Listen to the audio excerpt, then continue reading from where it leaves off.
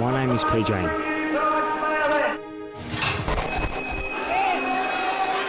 And I suffer from post-traumatic stress disorder.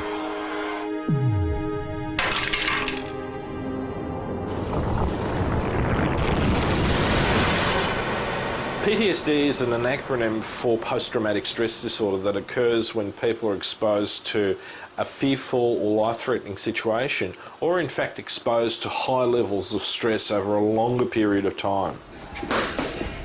They say that post-traumatic stress is something that can happen to anyone. I guess I can relate. When I was 5, my brother and I were taken away from my mother by the Department of Human Services because my grandmother made allegations of neglect against my mother. We were then placed in an orphanage for 5 years, the longest that anyone had ever stayed there. We were then moved to a foster home where my brother and I were both sexually abused. When I wasn't the one being abused, I had to sit and watch it happen to my brother. This continued over 8 months before we were moved away to another foster home where we were physically beaten with belts, shoes, sticks, anything my foster mother could get her hands on. This continued for 4 years. I mostly remember hearing my brother screaming for help. A cry that was never heard. I just wanted to see my mum, but she wasn't allowed to know my whereabouts. This will replay in my mind again and again to the day I die. But I'm a fighter.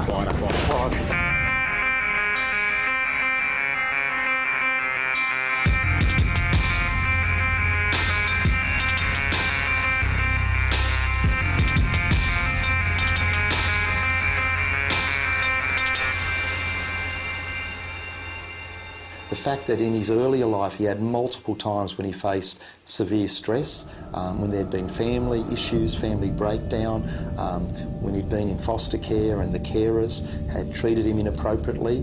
You know, here's a young person thinking that he's moving out of a bad situation into a safer situation, yet he finds the people that he's placed with, in fact, abuse him too. I met PJ is through our church. He's Oasis, street level. And I was introduced to him because we're problem kids, and I'm a big kid myself, and a few incidents happened where our friendship got stronger through his problems that we talked about, because we have an open relationship with our friends. Yeah. And we kept that friendship on now, and it's been ongoing since 2005. Yeah. And now he's doing boxing, which I'm part of. He's more settled because he's got a direction now. Before he was a bit lost. My resolve to keep living wasn't always so strong. 6 years ago, a girl I was seeing told me she didn't love me anymore. I was broken inside. I looked out my hotel window to the traffic. The past I tried to leave behind smacked me right in the face. I couldn't bear the pain of my thoughts. So at that moment, I tried to end my life and slay the beast that was inside me.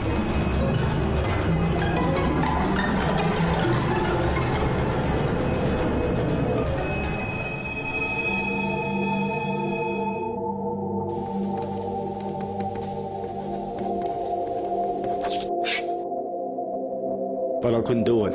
It's not easy to throw everything away that you live your life for.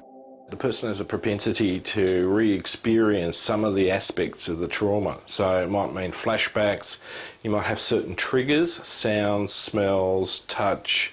You know, you might see someone walking down the street, or, you know, something happens on TV and it takes you right back into that experience. Life as I see it is a never-ending battle with the mind. It can be your greatest friend or your worst enemy.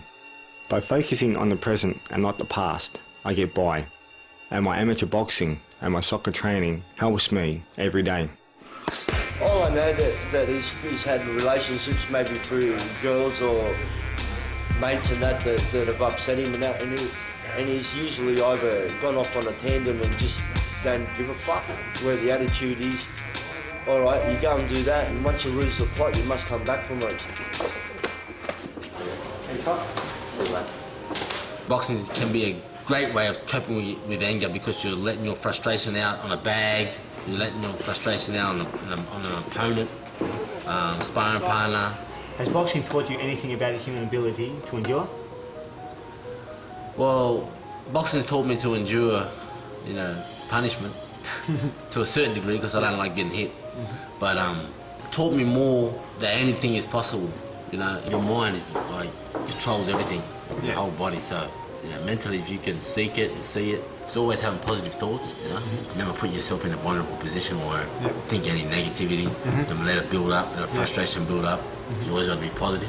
Yeah. Australian titles, nothing less. Nothing less.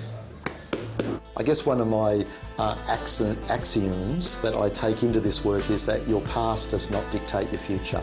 That if you work at it, if you get support, that anything is possible. And for PJ, I really believe that. But if he remains committed to that process, if he keeps on, you know, investing in things that are good, then I think the future's unlimited for him. I think he can go on to be whatever he wants to be. And that's a great role model for other young people here, and it's a great example for others too. God is watching over me. He guides me through my good times and my bad. He's the light at the end of the tunnel. The darkness is chasing me, but I'm running towards the light.